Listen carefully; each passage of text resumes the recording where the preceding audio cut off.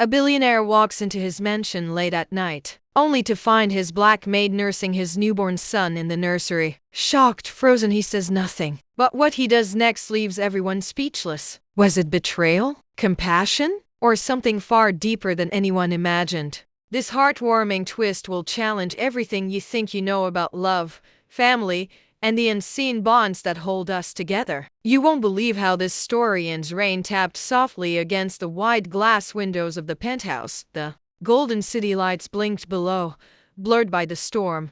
Inside, silence reigned. Only the faint creak of floorboards whispered through the hall. Jonathan Pierce, billionaire tech mogul, loosened his tie as he stepped through his front door. He had left early from a gala. Something gnawing at his chest. A strange pull.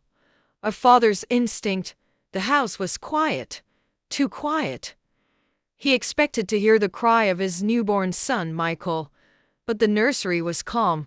He pushed the door open. There, in the soft glow of a nightlight, he saw her, Clara, his housemaid, sitting in the rocking chair. She looked up, eyes wide, startled. Michael suckled gently at her breast, swaddled in a knit blanket. Her skin shimmered in the light, dark and warm against the baby's pale cheek. For a moment, Jonathan froze. His jaw tightened. His chest rose. The air in the room grew thick. Neither of them spoke. Only the rhythmic creak of the rocking chair broke the silence. Then, a memory flashed. The night his wife passed. Childbirth. Too soon. Too cruel. Clara had been their daughter to the hospital.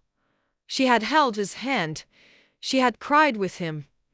He looked at her now, Dada T, the way she cradled Michael, her hand gently patting his back, her face soft with love. Why? Jonathan finally asked, voice low. Clara looked down, ashamed. He would not stop crying. She whispered, I remembered how my own boy used to calm like this. I did not mean to cross a line. I just wanted to help. Jonathan stepped closer. His shoes brushed the edge of the plush rug.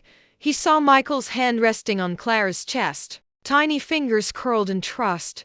His heart cracked. Not with anger, but something else, something heavier. He had felt so alone, so lost, drowning in meetings, headlines, silence. And here was Clara, giving what he could not. A warmth.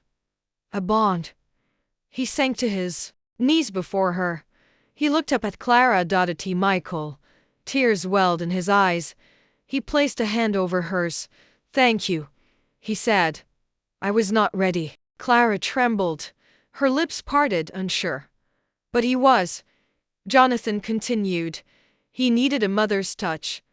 And you gave it. The baby stirred, then sighed. Safe. Content.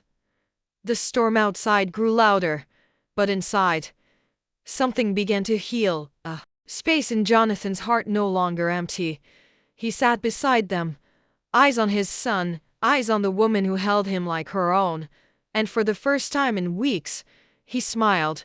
He saw not just a maid, but the soul of a mother. Clara's eyes shimmered with quiet emotion. She held the baby closer, as if shielding him from judgment, but there was none, only softness in Jonathan's gaze. I never wanted to overstep, she murmured. Jonathan shook his head slowly. You stepped in, he said, when I was too broken to rise. The room was still now, as if time had paused for them. The faint hum of the city below faded into a lullaby.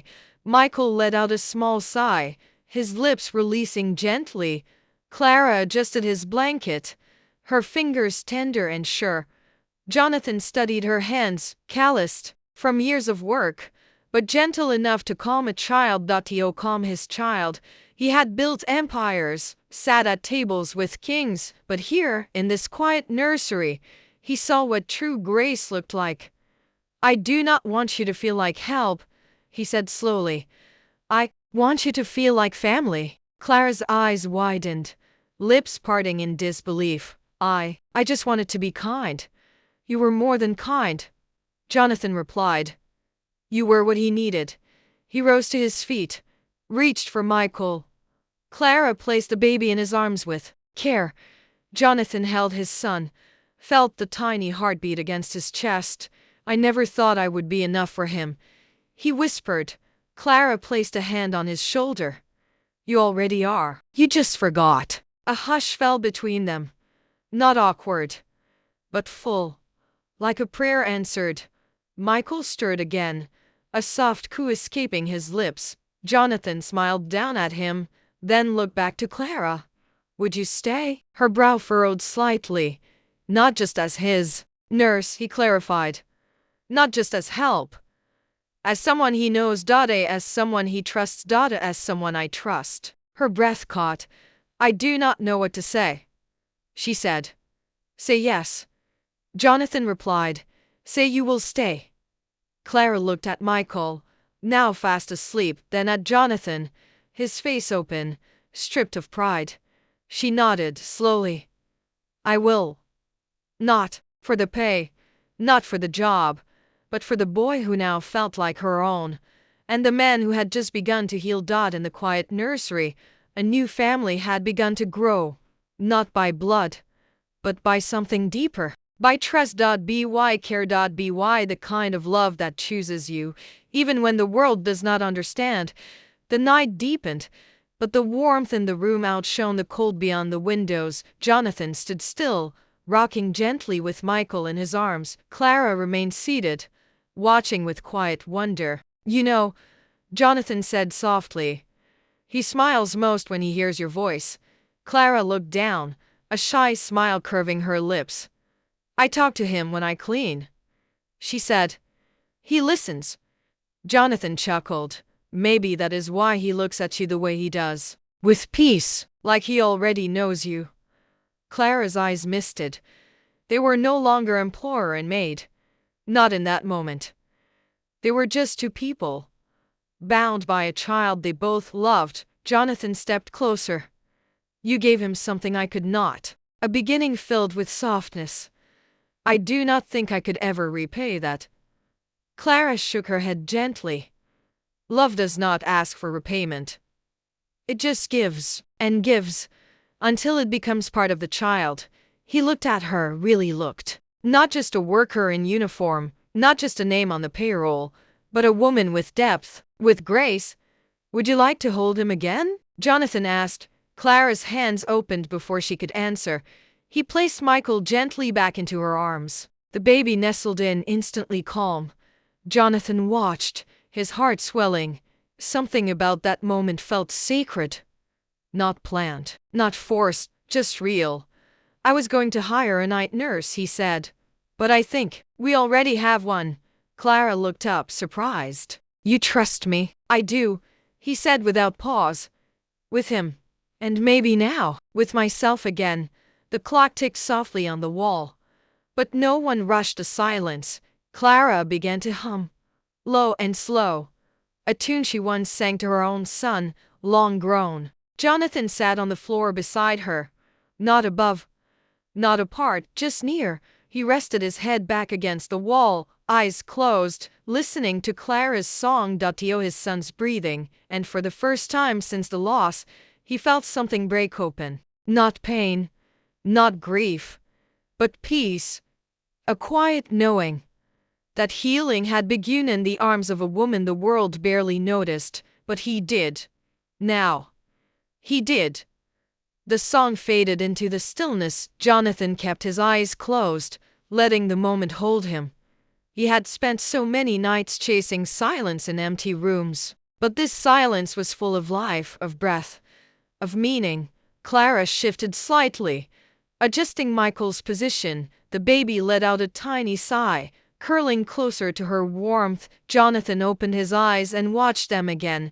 She looked like she belonged there, not as a guest, not as staff, but as something more, something permanent. He hesitated, words on the edge of his tongue. Clara, he said gently. She looked at him, brows raised in question. There is something about you I have not been able to name. She waited, quiet, still cradling the boy. It is not just what you did tonight, he continued. It is the way you move through this home. As if your care lingers even after you leave a room. Clara blinked, unsure how to answer. No one had ever spoken to her like that. Not in this house. Not in any house.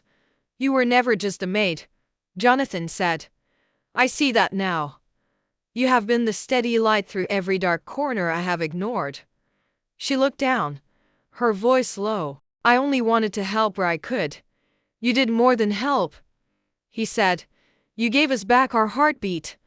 Clara's lips trembled slightly. Jonathan stood and reached for the blanket draped over the crib. He laid it gently over her shoulders. You should rest too, he said. Let me take him for a while. Clara nodded and slowly stood, handing Michael back with reverence. Jonathan cradled his son against his chest, rocking gently. The baby stayed asleep, safe in his father's arms. Clara took a step back, but Jonathan stopped her. Stay, he said softly. Not just tonight. Clara looked up, eyes wide. You mean? I mean, be here, he said, with us, every day, every moment. Her breath caught. What about everyone else? What will they think? Jonathan smiled. They will think what they want. But I know the truth, he said, that my son already chose his second mother. And I am only just catching up. Tears slipped down Clara's cheeks, not from sorrow, but from a joy too deep for words. She nodded slowly. I would be honored. Jonathan stepped closer, the baby still resting against him. He touched her hand. Then welcome home, Clara. She did not speak. She did not need to. Her eyes said it all. In that quiet nursery beneath the hush of the storm, a family once broken had begun to rise together. Morning light crept gently through the sheer curtains. The storm had passed outside. The city stirred awake, but inside the nursery, time moved slower, more tender. Jonathan sat in the rocker now, Michael nestled against his chest. Clara stood beside them, her hand resting softly on the back of the chair. They watched the sunrise together, golden, quiet, full of promise. I used to dread mornings, Jonathan said softly. They only reminded me of what was gone. Clara nodded, eyes on the horizon. But now, he continued, I feel like I have something to wake up for. Clara looked at him, her smile calm, certain. You always did, she said. You just needed someone to show you. Michael stirred, his tiny face pressed into his father's shirt, a yawn, a stretch, a new day beginning. Jonathan looked down, then back up at Clara. I want him to grow up knowing what love looks like, he said. Clara's voice was steady. Then he already does. They stayed there a while. No longer strangers, but threads in the same fabric, not by blood, but by something stronger, choice. Care. Compassion. In a world that moved too fast, they had found stillness, and in a house built by wealth, they had found something richer, a home. The maid, the billionaire, the child who brought them together. Their roles had changed. Now, they were simply a family, and love unspoken, unquestioned filled every corner of their hearts.